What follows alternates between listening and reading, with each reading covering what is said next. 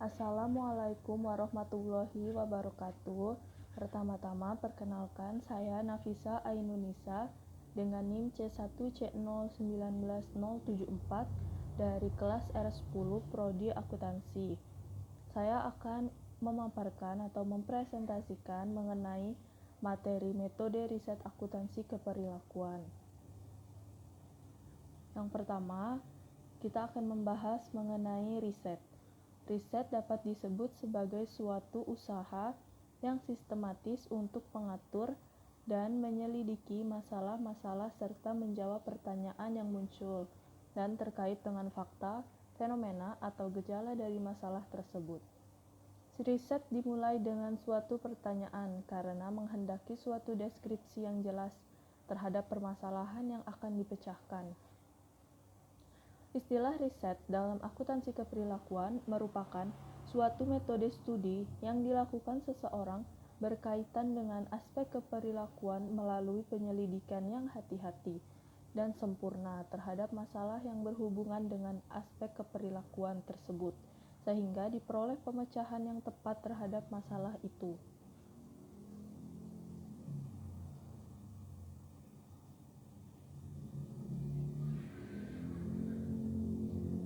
Selanjutnya, motivasi dan tujuan dari seseorang melakukan riset adalah umumnya seseorang melakukan riset sudah barang tentu ingin mengetahui jawaban dari masalah.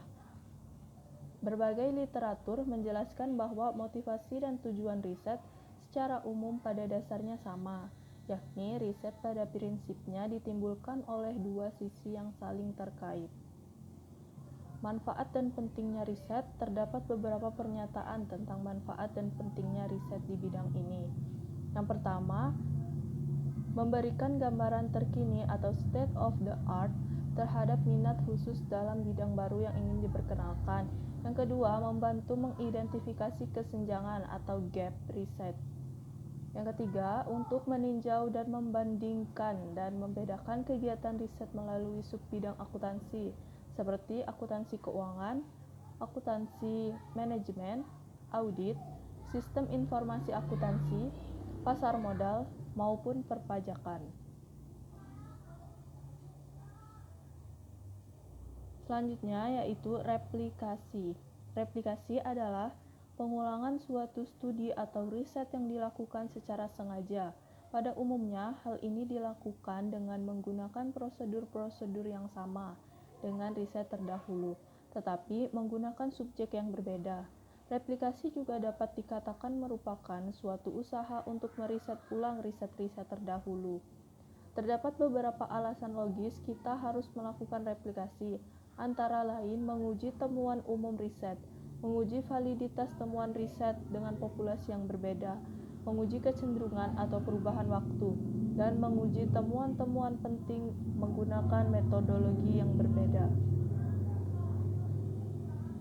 Selanjutnya yaitu mengenali masalah. Terdapat beberapa jenis masalah, yaitu yang pertama masalah-masalah yang ada saat ini di berbagai subbidang akuntansi keperilakuan yang memerlukan penyelesaian. Yang kedua, area-area tertentu dalam subbidang akuntansi keperilakuan yang memerlukan pembenahan atau perbaikan. Yang ketiga, persoalan-persoalan teoritis yang memerlukan riset untuk menjelaskan atau memprediksi suatu fenomena. Pertanyaan riset. Yang keempat, pertanyaan riset yang memerlukan jawaban empiris.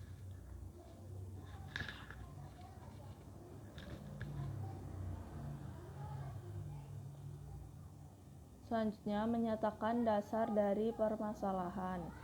Dasar permasalahan dimulai dari usaha untuk mengembangkan pertanyaan-pertanyaan keperilakuan dengan memerinci pertanyaan dasar ke dalam pertanyaan-pertanyaan yang lebih khusus. Proses pada hierarki dimulai dari cara mengidentifikasi permasalahan akuntansi keperilakuan, mengembangkan pertanyaan, membuat pertanyaan riset, melakukan penyelidikan terhadap pertanyaan, mengukur pertanyaan, serta membuat keputusan. Kesalahan umum dalam penemuan masalah yaitu ada 5. Yang pertama, periset mengumpulkan data tanpa rencana atau tujuan yang jelas. Periset memperoleh sejumlah data dan berusaha merumuskan masalah riset sesuai dengan data yang tersedia. Lalu yang ketiga, periset merumuskan masalah riset dalam bentuk yang terlalu umum dan ambigu sehingga menyulitkan interpretasi hasil dan pembuatan kesimpulan riset. Yang keempat, periset menemukan masalah tanpa terlebih dahulu menelaah hasil-hasil dari riset sebelumnya dengan topik sejenisnya sehingga masalah riset tidak didukung oleh kerangka teoritis yang baik. Yang kelima, periset memilih masalah riset yang hasilnya kurang memberikan kontribusi terhadap pengembangan teori atau pemecahan masalah praktis. Lalu pembahasan yang selanjutnya yaitu mengenai teori. Manfaat dari teori ini yang pertama, teori membatasi cakupan fakta yang harus dipelajari. Yang kedua, teori menghendaki riset yang memungkinkan hasil yang lebih besar. Yang ketiga, teori menyarankan suatu sistem bagi peneliti untuk menggunakan data dalam rangka mengklasifikasikannya dengan cara-cara yang berarti. Yang keempat, teori merangkum pengetahuan tentang suatu objek dan menyatakan keseragaman yang berbeda di luar pengamatan. Yang kelima, teori dapat digunakan untuk memprediksi fakta-fakta. Pembahasan yang selanjutnya yaitu mengenai variabel riset.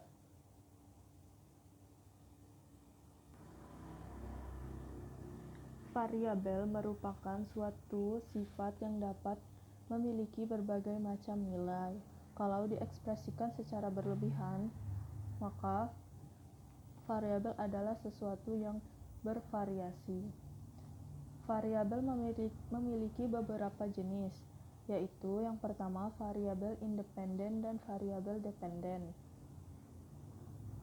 Variabel independen dan variabel dependen ini memiliki definisi variabel bebas yang merupakan jenis variabel yang dipandang sebagai penyebab munculnya variabel dependen yang diduga sebagai akibatnya. Oleh karena itu, variabel dependen atau independent variables atau variabel terikat dapat dikatakan sebagai jenis variabel yang dijelaskan atau dipengaruhi variabel independen. Yang kedua yaitu variabel moderasi. Dalam riset, hubungan sederhana membutuhkan syarat untuk memperbaiki penyebab dari variabel-variabel lain. Satu jenis variabel seringkali digunakan terhadap variabel penjelas. Yang terakhir yaitu variabel intervensi. Variabel intervensi atau intervening variable merupakan suatu mekanisme konseptual di mana variabel independen dan variabel moderasi mempengaruhi variabel dependen. Selanjutnya yaitu mengenai penggunaan proposisi dan hipotesis. Proposisi sendiri didefinisikan sebagai pernyataan tentang konsep-konsep yang dapat dipertimbangkan. Proposisi dapat sebuah kebenaran atau juga suatu kebohongan apabila mengacu pada fenomena yang diobservasi, di mana proposisi diformulasikan untuk diuji secara empiris. Secara sementara itu, hipotesis didefinisikan sebagai jawaban sementara terhadap permasalahan yang dipernyatakkan. Di samping itu, hipotesis juga merupakan pernyataan dugaan tentang hubungan antar dua atau lebih variabel. Ketika merumuskan sebuah hipotesis, peneliti harus mempertimbangkan beberapa kriteria. Di antaranya yaitu, pertama, hipotesis harus berupa pernyataan yang mengarah pada suatu tujuan riset. Yang kedua, hipotesis harus berupa pernyataan yang dirumuskan dengan maksud untuk dapat diuji secara empiris. Yang ketiga, hipotesis harus berupa pernyataan yang dikembangkan berdasarkan teori-teori yang lebih kuat dibandingkan dengan hipotesis saingan. Selanjutnya yaitu pembahasan mengenai data. Pada kebanyakan riset akuntansi keperilakuan, jenis data dikelompokkan menjadi 3, yaitu yang pertama, data subjek. Jenis data subjek merupakan jenis data riset yang beropini.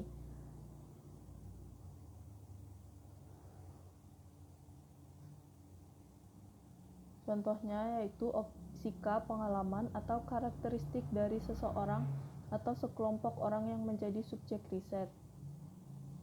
Yang kedua yaitu data fisik. Data fisik merupakan jenis data riset yang berupa objek atau benda-benda fisik.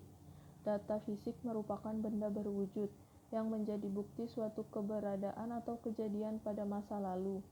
Data fisik dalam riset keperilakuan dapat dikumpulkan melalui metode observasi. Yang terakhir yaitu data dokumenter.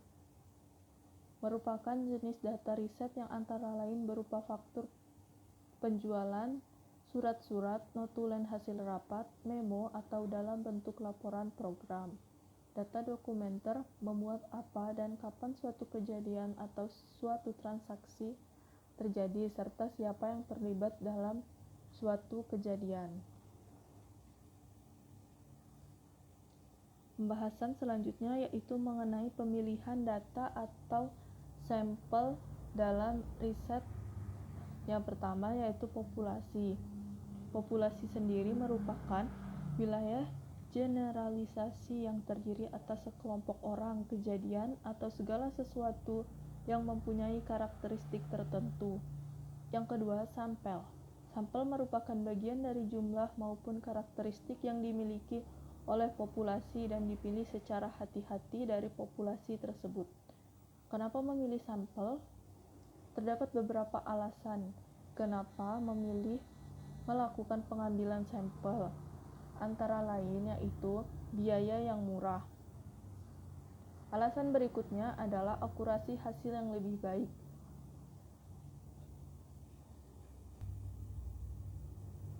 Alasan yang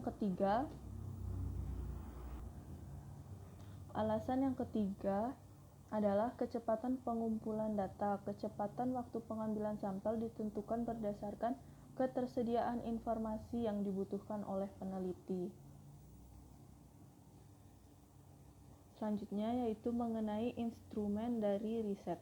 Pengembangan kuesioner atau pencarian instrumen merupakan langkah lain yang penting dalam proses riset. Kuesioner harus sesuai dengan responden dan didesain secara menarik sehingga responden tertarik untuk menjawab dari kuesioner tersebut, yang pada hakikatnya bertujuan meningkatkan tingkat respon, validitas, dan keandalan dari data. Baik, yang terakhir yaitu mengenai analisis data dan persiapan laporan. Analisis data dilakukan setelah peneliti mengumpulkan semua data yang diperlukan dalam riset.